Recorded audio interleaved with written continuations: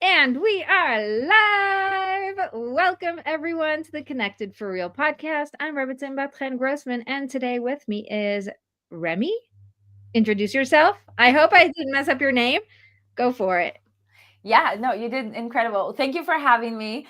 My name is Remi, Haik Weinberg, and I'm a health and wellness expert. And I've been doing this work for over a decade. I'm helping women own their worth and get into their power, embrace their power through spirituality, self love, healthy habits, personal growth, all the good things that help women live unapologetically free in their skin. Okay. And that's amazing. We're going to get more specific than that in just a second. Don't worry, you guys. Today's topic is health and you. And you guys know there are 4 pillars around here: God, marriage, business, and you. Those are my 4 pillars that I focus on. And every month we focus on a different topic. So this month is the month of health. We spoke about health and God. It was amazing. If you didn't listen to it, go back and listen. It was really good. It was one of my favorite, one of my favorite things. Um, anyway, today we're talking about health and you, and specifically, we wanted to talk about how you can tap into the old, ancient secrets and sort of the things that the Rambam brings, right? That's one of your specialties. All of the things that we authentically have before it became like cool, right? And just in general, how you could be your healthier self, how you can see health in a different way so that you don't have to make it as hard or as complicated, and just let it flow. That's what we're all about here. So I don't do overwhelm, and I want you guys to know we're not gonna give you more work, right? So let's talk about that a little bit. How did you get into the Rambam's health uh regimens and knowledge and all that stuff? Yeah, I also love keeping it simple, so we got this. Yeah, Um, ooh, totally. so, so you know how there's a saying that your pain is your calling. So that's how it started for me in this whole health and wellness world. I grew up in the 90s, and back then there was the fashion TV and TV shows and all these things. Grew up in Israel, and started seeing the world in terms of the beauty standards, and then how do I feel about what I eat, and how do I feel about my body, and I look in the mirror, do I like it? I did not like it for years, but I worked on it. And also I grew up in a household that was very healthy to a point. It didn't start that way. My mom was overweight, and then when I was around 12 years old, she started just a healthy lifestyle. And before that, it was always the diets, right? And there was always the diet, the cabbage diet, the soup diet. I tried all of them. Little secret, they're not working. What really worked for her and for hundreds of people is really the habits, right? So I started questioning that.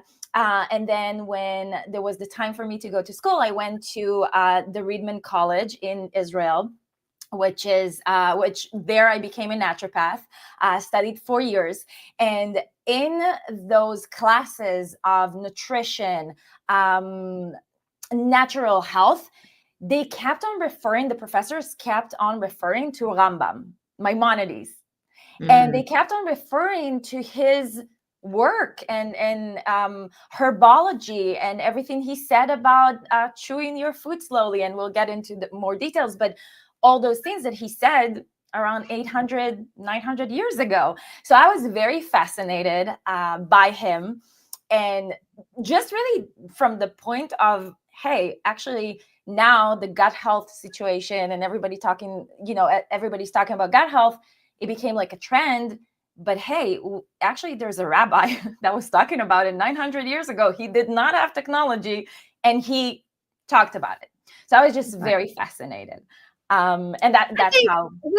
let's just establish that the Rambam is a fascinating character, okay? He was a rabbi and doctor. He had a full day. You asking me like how I'm getting anything done? Like, man, I don't know how he got anything done.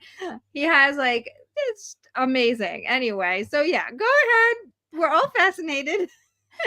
Yeah, you know what, I love the fact that you mentioned that, because his story, even his life story, let alone like his professional life, but his life story, it's remarkable. His family needed to flee about 3, 4, or maybe even 5 times, and move countries and starting over. He lost his brother that he loved so much when he was 40. He was bed sick, or for a full year, he was depressed. So it's just so fascinating to see that from all those struggles and everything that he needed to overcome. And I know this is not the health part, but it's mental health as well, right? Because he was able to overcome that, right? And that's when he became a renowned doctor. That's when the Sultan of Egypt back then excuse me, requested him to become his own private doctor. And after he did that with the Egyptian Sultan, he continued seeing patients, right? So Right. you're saying that. Yeah, So would he the Rambam has his daily routine written down and it's crazy. Okay. It's like, and I woke up and I went to the Sultan, and I came back and there was a line out the door and I saw every single one. And then I ate something and, went to sleep for 2 hours so I can then get up again.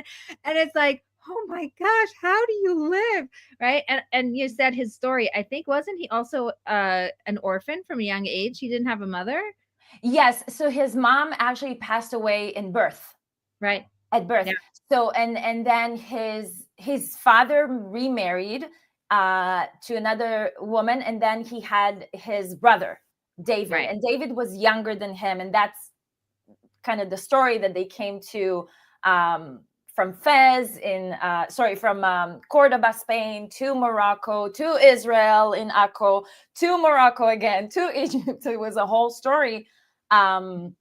So yeah, he went through a lot. Yeah, yeah. And you know what? I think it's important for us.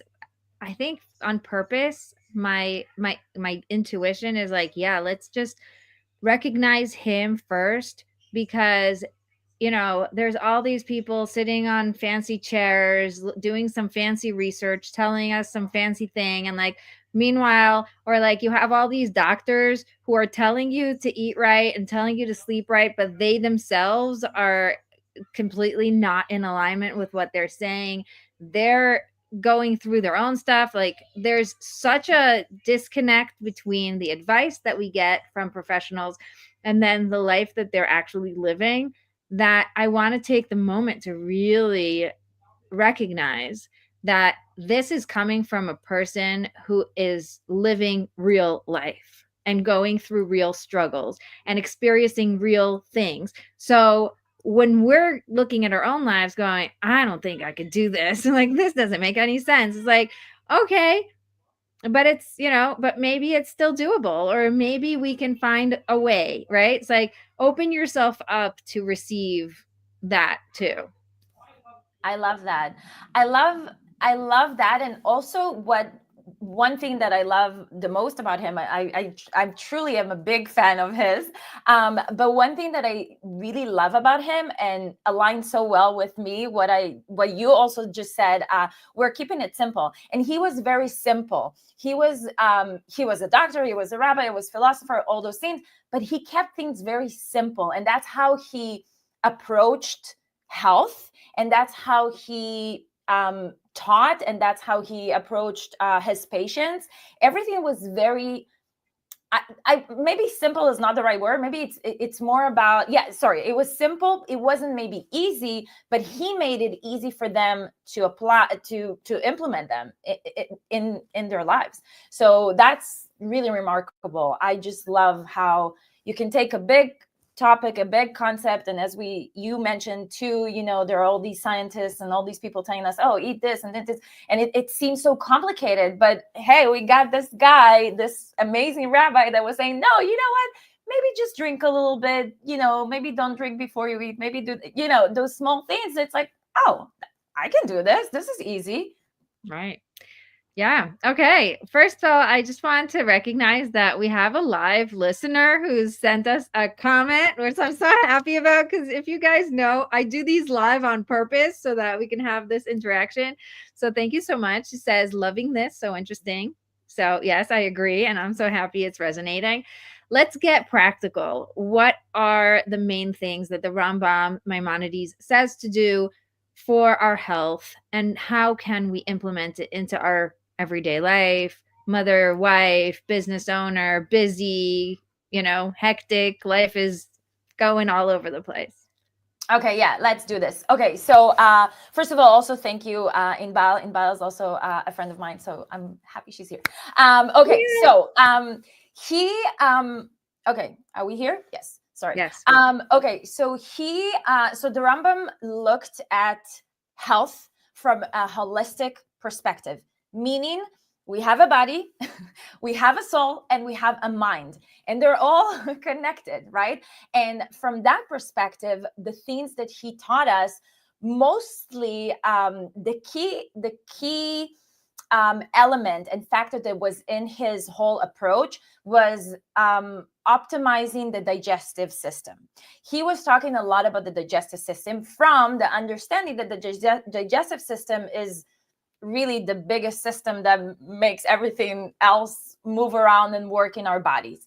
Right. So if we're eating things that are not easy for us to digest, we will feel bloated, we'll feel tired, we'll have a headache, we'll have a migraine, and the list goes on, right? So that's first and foremost important to know about his approach. And now the things that he was talking about, he was talking about, should we go just into the tips of his approach? Sure, go for it. Okay, yeah. So he was talking about, for example, chewing your food slowly, being mindful about the way you chew your food. And of course, nowadays, modern days, we are all with our phones, with our computers, with our emails, with whatever. And we're like, and especially in the United States, God bless America, everything is really fast around here, right? And we're just kind of shoving food into our systems. He was talking about, hey, you know what? Actually, if you eat really, really fast, it doesn't, you don't give your system, your digestive system, to go through the process of really breaking down the food. So just before I'm going to continue with this, I just want to make this clear. Digestive system is really, really big. Okay. And it starts from our mouth. It starts from the saliva, breaking the food. It starts from the saliva, where we have enzymes that are breaking the food. It starts from chewing, the mechanical act of chewing. Then it goes down through, then it goes down to the stomach.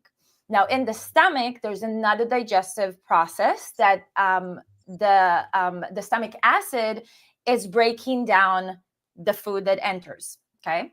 Then it goes down to the bowel. And then we have a really interesting process over there where basically the majority of the breaking down happens at somewhere at the end of the stomach process and into the bowels, right?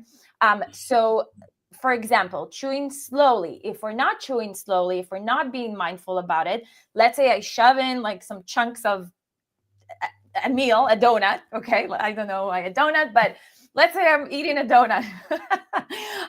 If I'm shoving I don't remember when was the last time I ate a donut. Maybe it's a sign. Maybe I need to eat a donut now. I don't know, but we'll go. Wait 1 second. Hanukkah passed. You did not eat a donut on Hanukkah? So let's say I'm shoving the food in without having first of all, again, we said the saliva, the enzymes there that are breaking down the food. Then we have the mechanical system, the mechanical work of the teeth. Then what happens is like chunks of food go into the stomach. Let's take another example. If I eat a really, really big meal, and of course we all know those meals, and it's okay once in a while to have them where We sit in a table. It could be Shabbat dinner, I don't know, but maybe holidays when we need to open up, to kind of sit like we ate a lot. What happens there, if we do it on a daily basis, for example, the stomach acid and the enzymes in it cannot reach the whole meal. And then the breaking down of the food, again, we talked about starting from here, from the mouth, but the breaking down of the food will be incomplete. It will not happen fully. And then what happens from the food that we just ate, we might not get the right nutrients because the system didn't have enough time to break it down. Then second thing that could happen when we're fully bloated, and that's the second tip that Maimonides talked about, to make sure that you eat up until 75% of your meal. I'll explain this. It sounds weird. I'll explain it. It's very simple. He was talking about it in a way that he called it pleasant satiety. All right. So pleasant satiety really means that we eat, and we eat until a point that we feel like, you know what? I can eat another quarter of this meal. Right. So if I have a big plate, preferably prepare the plate to be a little less than that. But if I have a big meal and then I feel so bloated, it's not pleasant satiety. I'm not feeling pleasant. I'm like, oh yeah, maybe it was great to eat this, but now I'm feeling bloated. So what happens when this occurs, and we do it on a regular basis, we talk about then issues like bloating, like gas, like and again, once the stomach is so full, we have other inner organs that the stomach is pushing against. So maybe Right. we're even talking about shortened breath, literally because of a big meal. It sounds funny, right? Some people will start sweating, will start have like heart palpitation, like will feel very will just feel it in their overall body. So it's interesting that the digestive system really have this effect. So again, we talked about, I'm kind of bringing it back home. So we talked about chewing slowly, being mindful about chewing. Then we talked about the second thing was pleasant satiety, to practice pleasant satiety. And my biggest tip on this, if you've never tried it before, you have no idea what I'm talking about, try one meal a week. Take it super easy. Like, we're good. No need to, try one meal a week to see how you feel. And then move on gradually. Then move on to one meal a day. And then see how that feels. And most of the times, what happens as well, and this is also another thing that Maimonides was talking about, what happens then, we become a little more mindful about what we're putting inside our bodies. And that now we're stepping into the mindfulness movement and the mindful eating movement and all these type of things. And he was talking about these things before with saying, oh, hey, practice pleasant satiety, eat a little less, eat 75%. Another point, third point that he was talking about was to eat your last meal about 3 to 4 hours before you go to bed. And this is something that if you're in the diet world, if you ever tried any diet, you probably heard. And yeah, I see Rebbetzin, you nod because you heard that before. Yeah, I think it's just intuitive. When you eat and then lie down right away, your body is like, like not the feeling you want to be having. So I definitely have heard of this and, experienced both ways. So I can testify. Yeah. And so he was talking about that in a way from the understanding of, okay, so when we go to sleep, our bodies don't go to sleep. Everything's working. The hormones are moving from here to there. The kidneys are cleaning up. The liver is cleaning up. This happens, insulin, all those things are happening while we're sleeping. And that's why it's also good to sleep very well. I'll get there in a second. Because we want to get the body to do all the things it needs to do, right? So one thing to understand it a little more and bring it and drive it home is think about It's a great story. I heard it somewhere. It's not mine, but it's a great story. So think about a guy that walks around the streets of Jerusalem, beautiful Jerusalem in the evening. He walks around and he gets like somebody hands him a flyer of a new restaurant. New restaurant is opening up around the city. And he's new in the city. He's kind of checking out things. And then he goes to his hotel, Airbnb, or whatever, and then he feels like he's like, oh, maybe I can get like a carrot juice or something nice or just something refreshing. Little does he know that this restaurant, right? He thinks about checking this out. The restaurant is closing at 10 p.m. Now he sees the flyer around 9:30, and he's like, oh, they have carrot juice. Why don't I go there and try it out, right? So he starts going there, walking there. In the meantime, he doesn't know that the restaurant staff, if you ever worked in restaurants, I don't know if you have, but if you have ever worked in a restaurant or event planning or things like that, if you close at 10 p.m. and you have no clients around 9:40, you start cleaning up, you start picking up the tables, you start all the machines, the coffee machine, you start turning it off, the air condition, like all these type of things that you're like, well, nobody's going to show up. So this guy, right, he shows up and he sees that, but then in his mind, he thinks, oh, I just want a carrot juice. So it's really small, right? It sounds like very tiny and small, but for the restaurant staff, to provide him the carrot juice, they need to open up the lights again. They need to open up the AC again. They need to open up the machine again. They need to turn on the things. Like, it's such a big thing that's happening behind the scenes. Same thing happens when we eat right before we go to bed. Our bodies are already getting ready for the night, right? For the night sleep, and are just like, okay, you know what? Nothing's happening. I'm good. So for all the people who are listening or watching and have this craving to, a lot of people tell me that, a lot of women tell me that after a very long day, and I was myself included, okay, nobody's perfect. So a lot of women have this after a big day, kind of like retiring, in front of the TV and then having some snacks. And then all of a sudden they feel like, oh, maybe I'll have some chocolate and maybe I have this. And oh, it's not that bad. It's not that bad. But again, think about this guy with the restaurant. Your body needs to do all these things for you to have this tiny little chocolate. So how about having the chocolate tomorrow, even like around, another meal?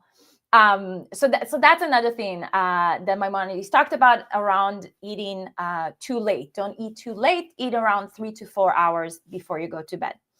So let's continue with, if you have specific questions, because I feel like I'm just blabbering. No. Okay. So I'm loving this. When you said the digestive system is so great, I was thinking even beyond the actual digestive system, your eyes, your brain, you look at your food, right away your brain gets, started, right? Just like the guy is coming, so the machine is starting to prepare. Like when you open up the restaurant, even if there are no people, you already know people are coming. So you're cutting up vegetables, you're preparing the sauces, you're preparing the things. You know that you're going to have to be open for service. Your brain is the same thing. Your eyes see food right away, your brain turns on, your saliva is going to start. Right? Like even before the food arrives, you've already opened the restaurant, whatever it is. The process has begun. And I think that is just a really great hack for people who don't really like the whole mindful thing and don't know how to tap into it. And I don't know what, like you were saying, we scroll, we're on email, we're, not really focused. Just look at your food, right? Like even if one time a meal or one meal a year, I don't care, whatever it is for you. If you just look at the food you're eating, and it doesn't have to be every single bite, like one bite every meal, just one bite, pick it up, look at it, look at the colors, look at the shapes, look at the textures, decide what is your favorite thing on the plate that you want to be tasting first, whatever it is, like really give the process respect. Allow your body to really work for you and not against you. Just looking at your food one time a meal is just gonna completely blow you away from everything that's been happening. And I was a graphic designer for 15 years. I totally know about eating in front of the computer because you have to. It's just part of how it works. You eat lunch at the computer and you scrolling and you're doing things and whatever. I've gotten so much better at this, you guys, is crazy.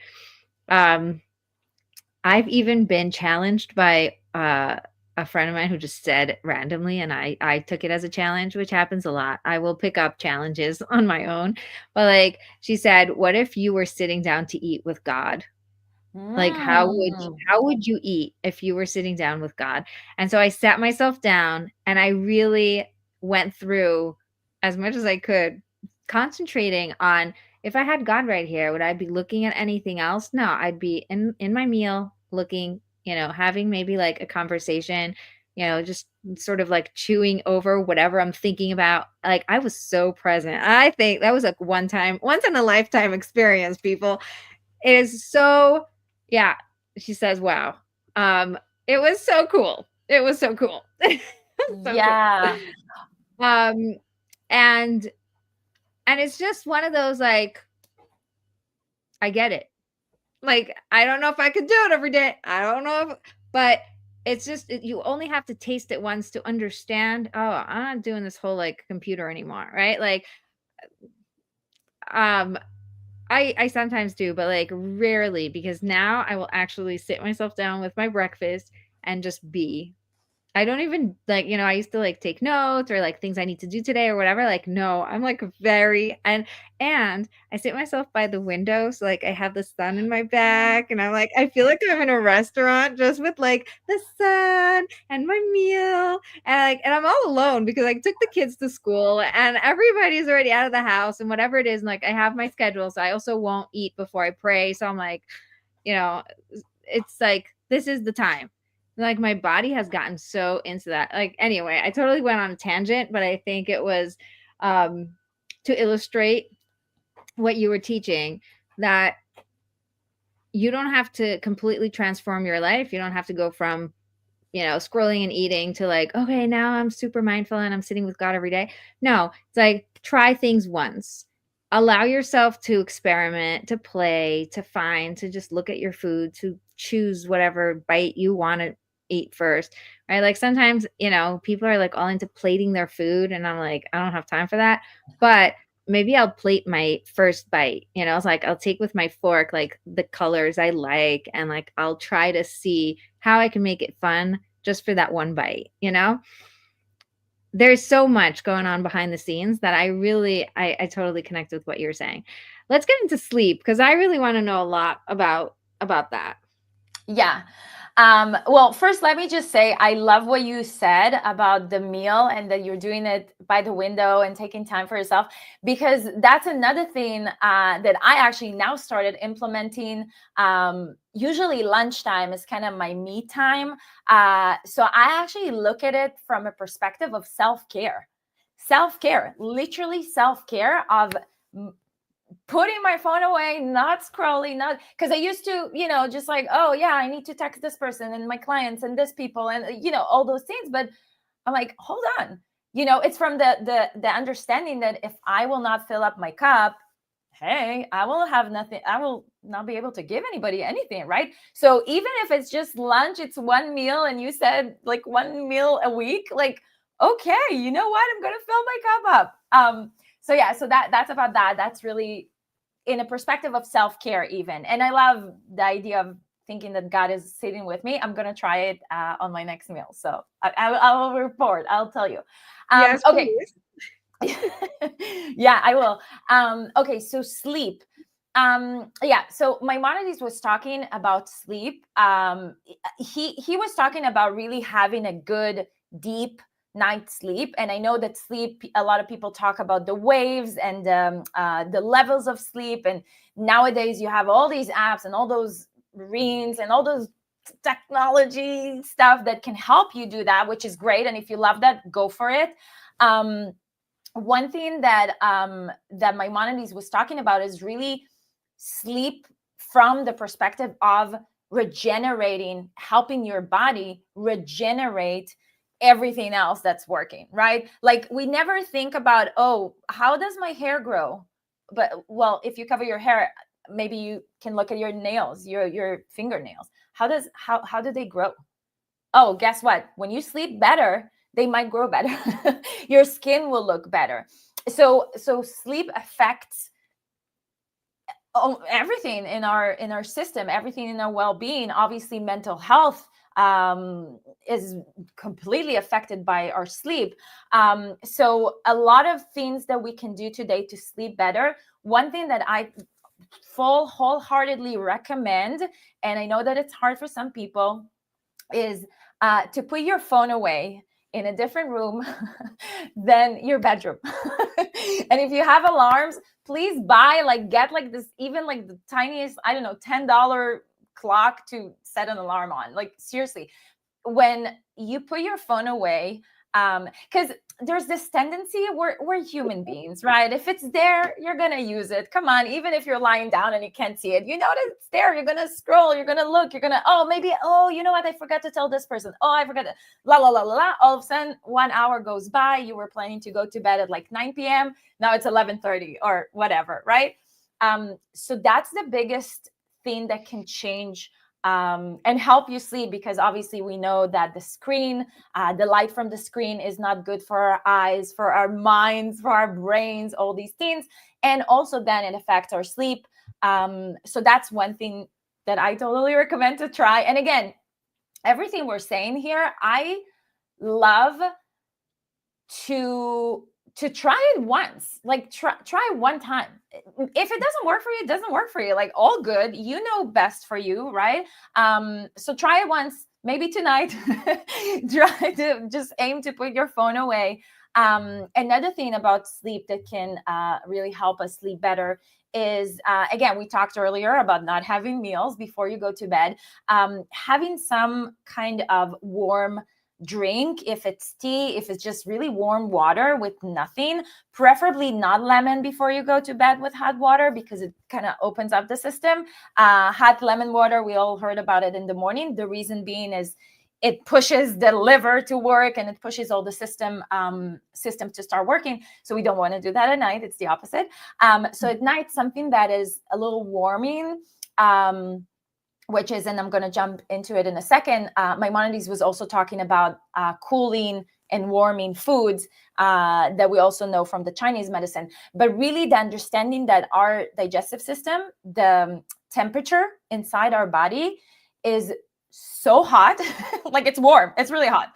So when we have something cold to drink, it shocks the system a little bit. So if we're winding down and we're about to go to sleep, something that is warm is kind of like cozy. It's kind of like putting on a blanket, but from inside, if that makes sense. I love that you said hot water. You know, the whole the transition of my hot drinks. I have to tell you, this is so funny. So I used to drink hot tea with like 2 tablespoons of sugar, and the spoons, not tablespoons, teaspoons. But the spoons were pregnant, okay? There's a lot of sugar in there. So this was what I, like teenagers, this is what we sat down to drink together, whatever. And it was like hot, like dark tea with 2 spoons of sugar, and that was my thing. And I was like, ugh, I can't without the sugar. It's disgusting, right? And like, anyway, so I was, this mature teenager. I'm like, okay, I gotta cut down the sugar. It's probably not good for me. So I started lowering the amount. So instead of pregnant spoons, I put flat spoons, and then I went to 1.5, and then I went to 1.25, and I started getting used to it. But I was like, well, I'll just stay here for a while. And eventually I realized I just don't like the taste of tea without the sugar. And my sister said, why don't you just not put tea? And then you won't have to put the sugar. And I was like, so then it's just water. They're like, yeah. So I tried it and I'm like, I love this. I love hot water. Like now, this is my go-to is hot water. If I add like Louisa or Nana or something in the hot water, it's like that's an upgrade. But like hot water is so great. So if you guys have never tried it before, It is so fun. So fun. Absolutely. I love this. It's kind of like putting on a blanket, but from the inside. It's like you're blanketing your inner organs. Like, why not? And Love that. actually, it reminds me of a story about, and I'll get into the warming and cooling foods in a second, but it reminds me a story um, of how to change habits and how to kind of gradually get into healthy habits. Because I feel like a lot of the times, and it's probably not every woman I worked with, but most women I hear always say, I have no willpower. I have no willpower. Let's say they want to lose weight. Let's say they want to get into fitness, like, whatever the case may be. I hear it constantly. I don't have willpower. I cannot, So so the story is, I had one of my clients came to me at the beginning. She wanted to go into fitness. She wanted to start a fitness routine, and she was like, I know it's healthy for me, I know I need to do that, la la la, great. But she was like, I just think about going into a gym for an hour, I'm starting to, like, I'm losing it, right? And the way we started working was like, you know what, how about you'll have your yoga mat and maybe a dumbbell or two just lying around your living room. Just, let's see. And let's start with 5 minutes a day that you're going to do something. And we started from a perspective of her commitment to herself was 5 minutes of a day of movement. It didn't matter which one, like whatever, even if she didn't have dumbbells at the beginning, she bought them later on, but she just had the mat right in her living room. And she said, okay, I'm going to do 5 minutes. And she continued to report to me. And then at one point, she was like, you know what? I want more than 5 minutes. You know what? I want to. So, it kind of became gradually that all of a sudden she's like working out 30 minutes a day, sometimes 45 minutes. Sometimes she goes to the gym, something that she hated. So it's just so interesting to understand that start simple. Like, it's okay. Start every, step by step. I have to tell you guys, we are so dynamic and we don't give ourselves enough credit. First of all, we think that this is how I am, so this is how I'm always going to be, which is such a lie. Such a lie. We think that we need to be there already, which is also such a lie, because nobody ever wakes up one day and is like, you know what? From now on, I am a public speaker. It's like, no, nobody, nobody. I have to tell you about myself. I used to be afraid of speaking in public, so much so that when I was told I had to give Dvar Torah, like a short Torah class, like 10 minutes to my class in high school, I stressed over it for like probably a week and prepared Wow. something with the help of my father, which I then had to say in public. And as I'm speaking in public, I turned black. Like my eyes just could not see anymore. My hands started shaking. I could not get words out of my mouth. And I remember this moment so clearly, like, I can never speak in public. It will never help. I am a lost case in public speaking. I just knew I can talk to my friends, I can be friendly, I can welcome new people in. Like, I am such a people person, but the second you put me on the spot and I have to actually present, I done. No, not me. Goodbye. And I'm telling you this because I'm on a podcast and I'm the host, people. Why? How in the world does that make sense? It does not. It does not. And it only works because one day I was willing to push a tiny bit. You know how it was? I was asked to speak. I was asked to speak at a Hanukkah party and I said yes. And then I didn't end up speaking because the speaker ended up coming and then they were like, "Oh, never mind, we don't need you." But I stressed for an hour of what am I going to say because the speaker's not coming and they asked me to speak instead. So I had that whole hour of stress just of saying yes. And it Wow. didn't even, and that was all I needed. Like, I was upset with her. I was like, she made me stress and I didn't even get to talk. But then I walked home and I was like, thank you, God. Like, you taught me something really important. I could just say yes. And it's not stressful to say yes. And so the next time I was asked, I said yes without stressing. And then I showed up and was like, okay, guys, I don't know, let's do this thing. And so, like, slowly, slowly, like baby steps, like beyond the tiniest steps. And here I am. And so, like you're saying about somebody who doesn't want to exercise, there's so many things that people think about themselves. I just can't. Like you were saying, I'm just not that type. I just can't. And the answer is you could do anything, but only if you want it. So you get to decide, do I want this? And if I do, then what is the tiniest little step I could do towards it? Just like, let's see it. I love this. This is such a good example. And it's exactly that. It's exactly that. And it's really just asking yourself every single day, or if you're a planner, have a plan for every single day to do one tiny thing. And if not, just ask yourself, what can I do today to get me closer to where I want, or who I want to be, or what I want to do in the world. So I love that. I have to just pause you right there. I'm sorry. I have the guide to unravel overwhelm, which you guys can all download at connectedforreal.com/guide. The show notes will be down somewhere. I'm sure my assistant will do her best to like fill this in, but I just couldn't hold it in. This is exactly what I talk about. It is so awesome that it's so simple. And in the guide to unravel overwhelm, it's actually picking one thing for 5 minutes a day or 10 minutes a day and then doing it every single day. And for a lot of my people, like you were saying, put down a mat and do 5 minutes. It's like sometimes it's just go outside, put on shoes, go outside. That's it. You're done. You can check it off, right? Or, unwind your mat, put it on the thing, sit on it, you know, that's it. You're done. Check it off. And if you check off every single day, you have created a new habit of checking off something. Even if you did nothing, but you did. Your brain is starting to like get that. It is it and like you said, you have to prepare, you have to think ahead, you have to really set up for success. But it's a really fun guide. So go download connectedforreal.com/guide. Okay, sorry. Go ahead. We're back at I love it.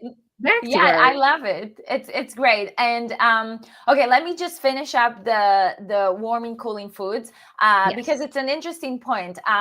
So the Chinese medicine also was talking about that as well, also hundreds and thousands of years ago. And Maimonides also brought it into his work because he understood as well that so different foods have different temperatures, and then one thing that he was really advocate about was that nutrition is personalized. So one thing that works for you might not work for me, might not work for the other person, the other woman across the street. So we want to understand what works for us, and part of it is really understanding that there are cooling foods and there are warming foods. So a person like me, maybe, with, or as well as you, Rebbetzin, with a bubbly personality that's so warm and kind of all those things, maybe for these type of people, warming foods like cinnamon, like different types of meat, maybe these type of things can actually do the opposite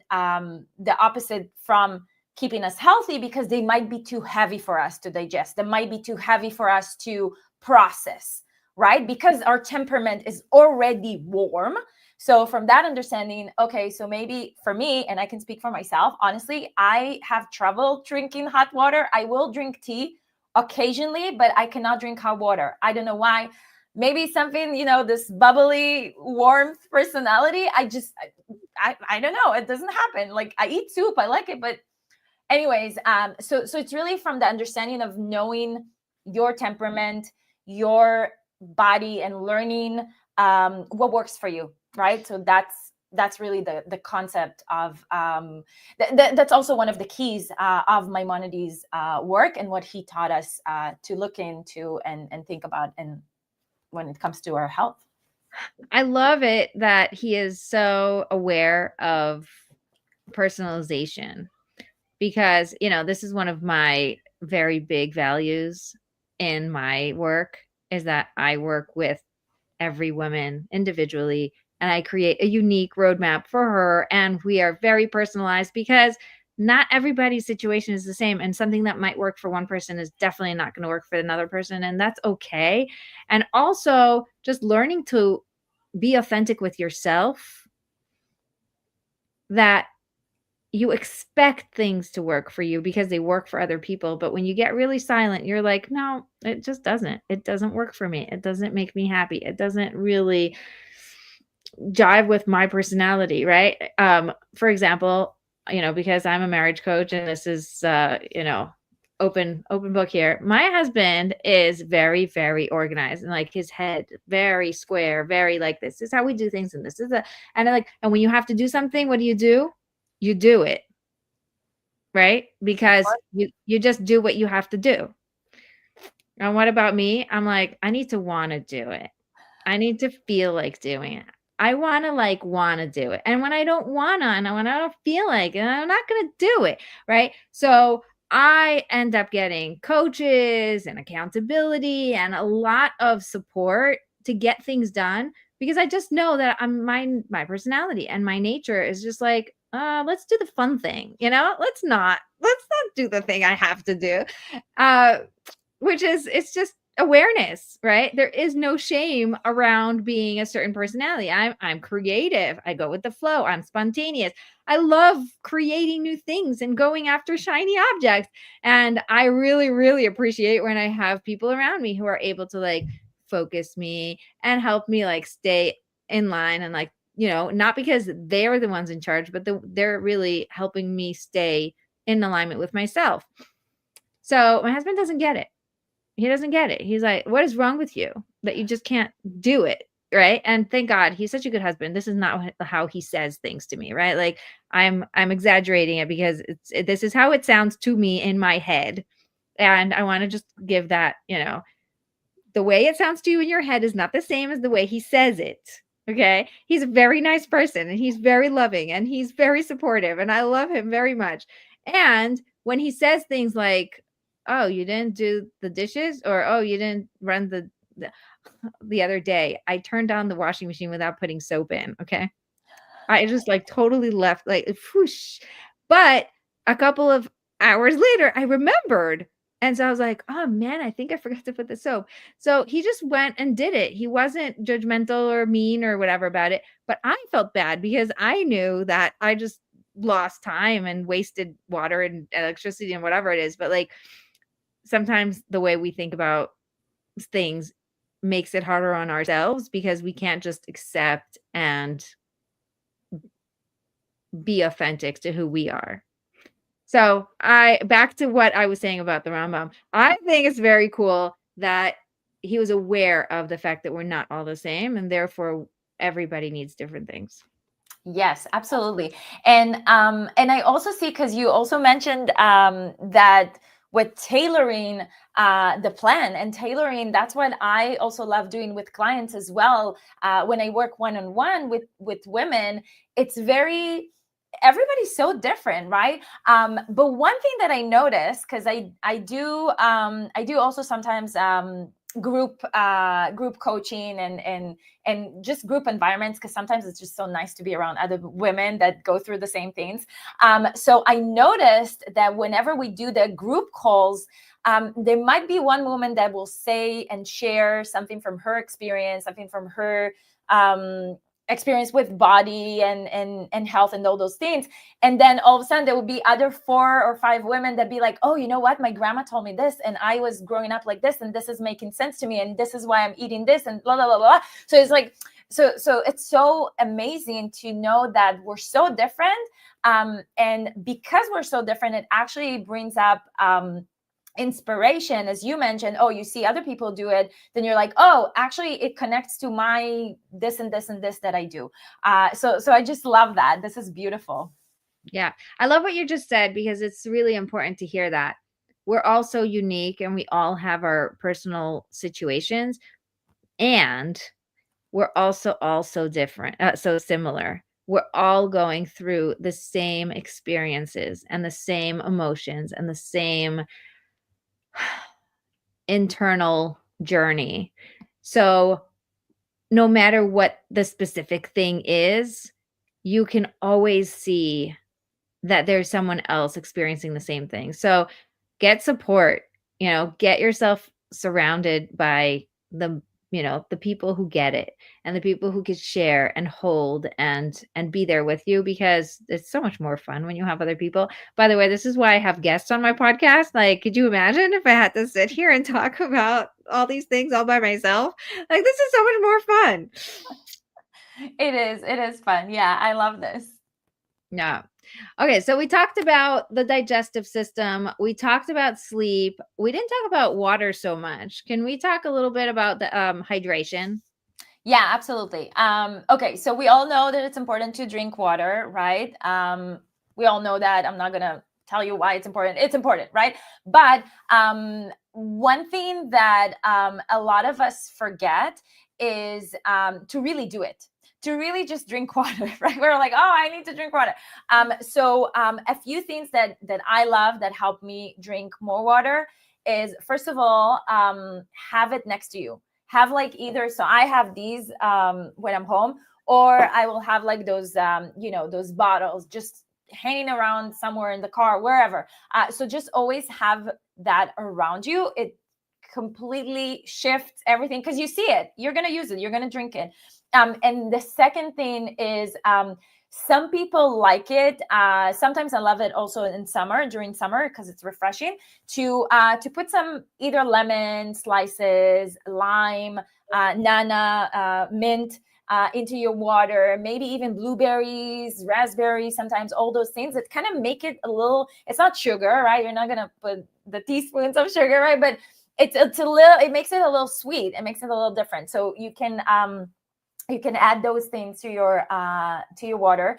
And remember, if you're a coffee lover like I am, for each cup of coffee, I'm like, for each cup of coffee, remember that we need to have at least 2 glasses of water. The reason being is coffee is great, but it also dries out our liver, and we want to make sure that we hydrate it again. Okay. And one last thing that this is really my favorite, and my husband is like looking at me funny when I do it, to have water in a wine glass.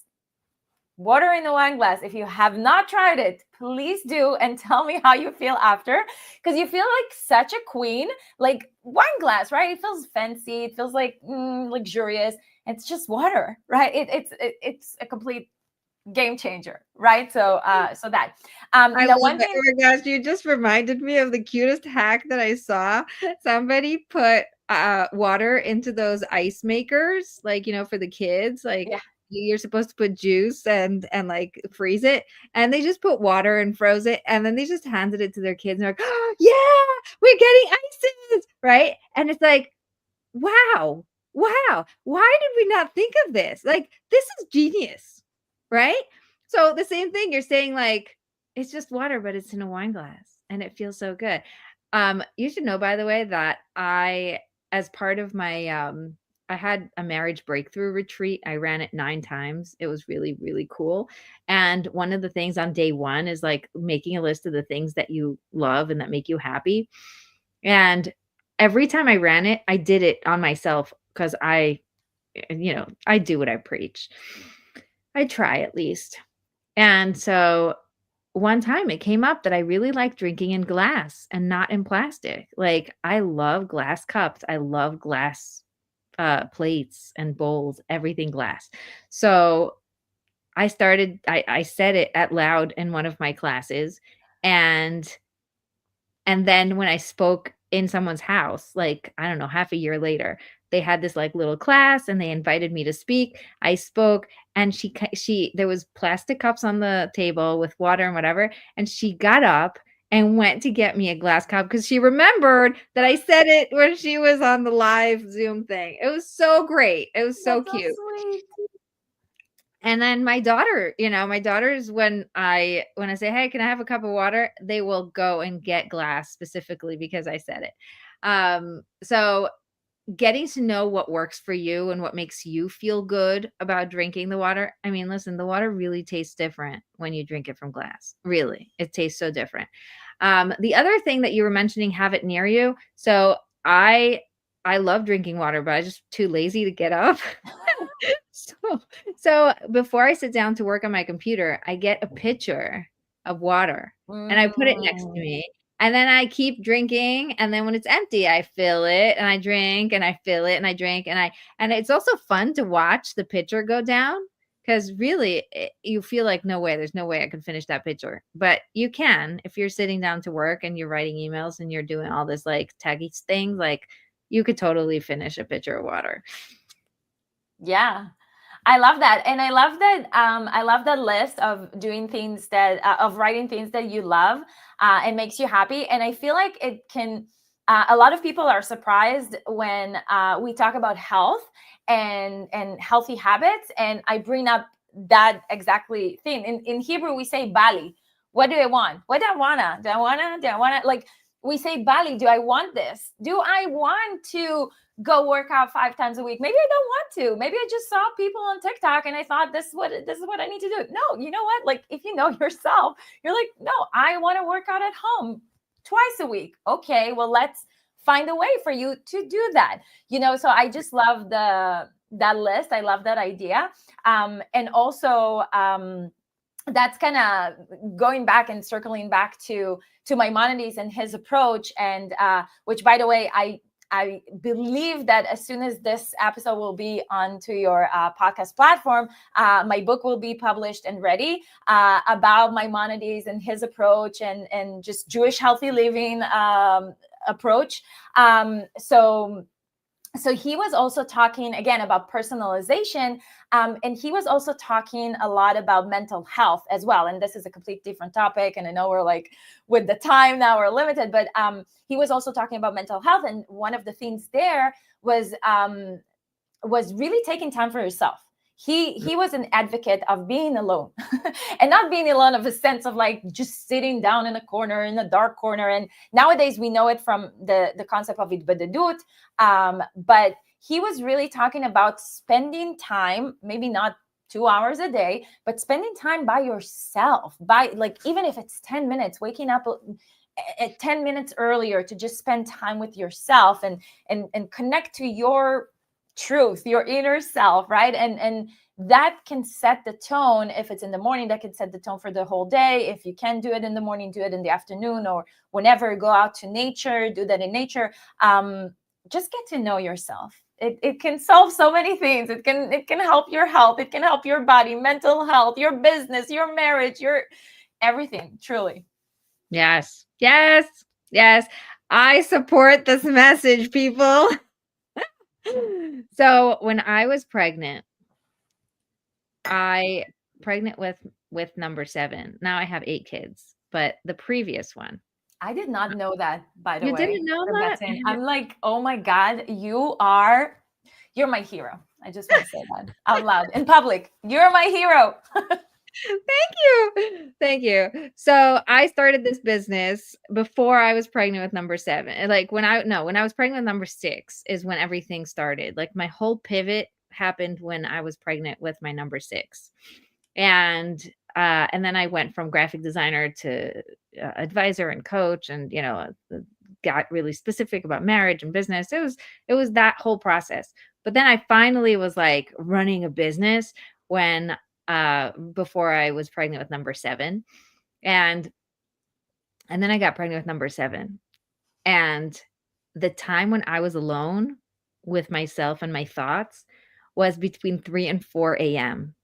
For some reason, my pregnancy didn't let me sleep, and only when I needed downloads. Like it wasn't every day, but I would wake up, see my husband sleeping, everybody's quiet, everything is like, pitch black, and I'm like, well, do I get up or do I just sit here?